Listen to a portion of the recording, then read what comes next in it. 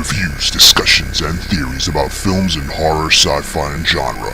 This is the Horror Deconstruction. Like, share, and subscribe to hear more. What's up, everybody? It's the Horror Deconstruction. You can find us on Instagram, Facebook, but most likely on YouTube. Give us a like, share, and subscribe. Hit that bell icon. Hit that thumbs up. Let people know that you listen to the show with your host, Komp, for 31 Days of Horror this October. Today's film is The Babysitter, Killer Queen. 2 years after Cole survived the satanic blood cult, he's living another nightmare, high school, and the demons from his past still making his life hell. Directed by Mick G., written by Dan Lagana, Brad Morris, Jimmy Warden, starring Judah Lewis, Samara Weaving, and Jenna Ortega. So, excuse my voice also, it's very early when I'm doing this. This is the sequel to the 2018 or 2017 film Babysitter, starring Samara Weaving and Judah Lewis. Basically, everybody from that first film shows up. In the second film, it was a feature that was supposed to be in theaters, but ended up being bought and sold to I don't know why I was going to say Facebook, but I'm sure Facebook will buy this company anyway, or Netflix will buy this company, but it went to Netflix. Became a quick sort of cult status film. It was very reminiscent of 2000s horror movies, the very quick and horror comedies. That's a very specific thing, is that this is a horror comedy film. And the interesting thing is, I had just seen the first and decided to go right into the second film because I hadn't seen either of these. And boy, they really waited a long time between productions, because this film clearly, the kid in Judah in the first one, I think he's playing 13 years old, but I think he was actually 17 or 18 years old.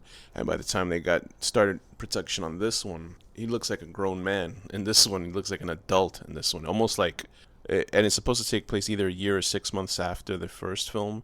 And I was like, what the hell is this? I couldn't believe it. I was like, this kid looks like a grown man. Like, he's supposed to be just a little bit older. And I can't really buy that he's still a nerd. I mean, they try to nerd him up by making him wear sort of brown suits and stuff like that. He's like an egghead. He's still being treated like a nerd all the time. He's still going through the same thing. He's still friends with another giant leap in the age was Emily Allen Lynn, who played the little girl that was his friend, who gave him his first kiss in the first movie. And she's an adult now either, and she's a very beautiful young woman in there. And so this movie updates the Killer Queen aspect, which I guess would have been B. I don't know if that's supposed to be like a Queen Bee thing or something like that. Maybe not. But as in the first film, where Judah's babysitter was actually making a pact with the devil, I guess, get whatever they wish by sacrificing people, and they had to keep using virgin blood, which was his, and they were going to summon whatever the hell they were going to do into their powers or whatever. But through Judah's interference, they all got killed in the first film. Well, supposedly B got killed in the first one. She did get killed in the first one, I think. But in the second one, they're all back, and there's a significant diminishing of the budget in this film.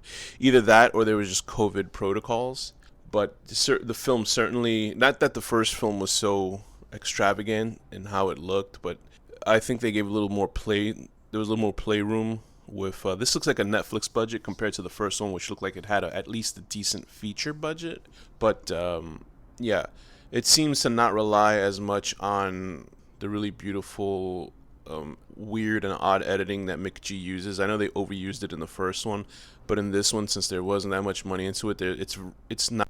And it looks cheaper for some reason, and so they keep trying to reuse the same gags from the first film in this one. I guess it's a staple for the series, but it doesn't work as well. So like in the first one, there's a really interesting scene where Judah is talking to his Cole. Excuse me, I keep calling the character Judah. That's the actor's name. Cole keeps talking to his friend Melanie, the girl from the first film. And in the background, there's all these students and everything is in slow motion while they're in normal motion. And they do the same thing here, but for some reason it just looks cheaper, and I can't really understand why that is. And since the first one was its own movie, with its own production, and Netflix, tried to fit the bill in this one, it just looks very strange. And I don't know what it is. So joining the cast in this film is Jenna Ortega. I didn't know she was Puerto Rican, so that's awesome. And obviously, Jenna Ortega has been in X. She's been in Scream 5. She's in the upcoming series Wednesday. She's been in a lot of things, so that's nice to see her. She's playing sort of the quirky new kid who's almost has goth tendencies, at least as a visual standpoint. She doesn't act very goth, but it's how they never get these kind of characters right in movies or how they act in real life. I don't know how goth people act in real life. Actually, I do. Maybe I do. Yeah, well, I did know in high school. But either way, Jenna Ortega's a new character named Phoebe, and she has been giving the red herring role of is she good or is she bad. And how we get back into this film is Cole is reminiscing about everything that's happened in the first film, but nobody believes him. Melanie's the only one who believes him, but she can't really vouch for him because she didn't see it herself. She saw the babysitter come around to the house in the first one, but she didn't see anything else other than what he was talking about. So because all the bodies of the villains disappeared in the first film, including B, and so in this one, the shift from Cole trying to survive in his house, it's changed to Cole trying to survive out in the Rockies in the water, which is a very significant change in budget. It's very cheap. You can tell it's just cheap. It just looks cheap. The movie looks very cheap compared to the first film, and we're following the same villains from the first film. They've resurrected themselves. There's Robbie Amell back as Max, and the 4 years really have aged this guy. He looks like a very older version of himself. King Bach is in this one. Andrew Bachelor. He looks the same as John. This time, he gets a little bit more screen time because I think he was the first one to get killed in the first film. Bella Thorne returns and she gets a little bit more to do as also, and she's funny once again. She's really good. Hannah Mae Lee is basically like a cameo. Sonia, she's the sort of fashionista. Although she is in real life, she is a fashion designer. It's so funny because when I looked up her information that she's a fashion person, so yeah, that makes sense because she looks like a runway model or like sort of a unique model. She's a very interesting look to her. Back are Ken Marino and Leslie Bibb as his parents in the movie, but they get names now. He's Archie and she's Phyllis. Also Chris Wilde, he's like actually really funny. He plays Melanie's dad in this one, and so it's nice to see him in this one. He's actually really funny. I know they gave him a name now, which is Juan. And I don't know if Chris Wilde is Latino. It doesn't sound like he doesn't look like he's Latino, but he's one of those actors you've seen in everything. So with this film, I think the strengths lie within the characters themselves.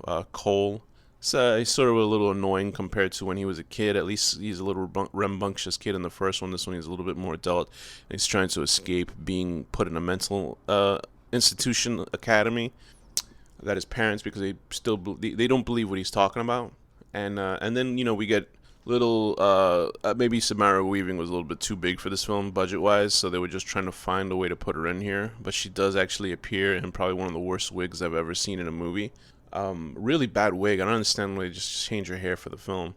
She must have had a short hair, although I don't remember any film where she has short hair in the movie, but you can see the budget just by the wig on her head. It looks horrible. So Emily Allen Lynn has a way bigger role in this one as Melanie. She's quite good. I think everybody really brings their A game, even though the budget really suffers in this sequel. And it's entertaining, and I do like the twist aspect of it. I really enjoy the twist aspect of this film. But other than when the twist is revealed, then suddenly, it sort of is very in limited space. The budget really affected this film. It really took it down a notch compared to the first movie. And I believe there's going to be a third film. I don't want to spoil the film itself because it still is enjoyable, at least comparatively for a sequel. And they get stuff done, so to speak. Like, the movie is entertaining despite its shortcomings. And I do believe every actor in this film brings their best to it, even though it's it's a film. Actors are acting, they're doing their work, and I think that this is actually worth a watch. It's not as good as the first film, but I think that the actors do such a good job in making themselves entertaining and funny and interesting, and the gore is pretty good too. Although there is like a kill scene in the water with a boat that's like really cheap graphics wise, but other than that, I think it's actually a pretty decent sequel. It's not as good as the first film, like I say, but it's a lot better than most sort of horror comedies. And you can tell that Mick G is really restrained production-wise, which sucks. And I think that it is what it is. It's not horrible. There's a lot of mediocre films, and this isn't mediocre. It's decent. So that's just a step above mediocre. I would say it's a lot bigger step than mediocre, but I'd say it's worth watching. So I would give this movie about a 6 out of 10. I don't know if I gave the first one a 6 also, but this is maybe a 5.5 out of 10, and that's not in a negative way. It's just The production really kneecapped this movie. So probably a 5.5 out of 10. Learning that the new girl in school was lying about pregnancy. And with that, this has been the Horror Deconstruction. Thank you for listening.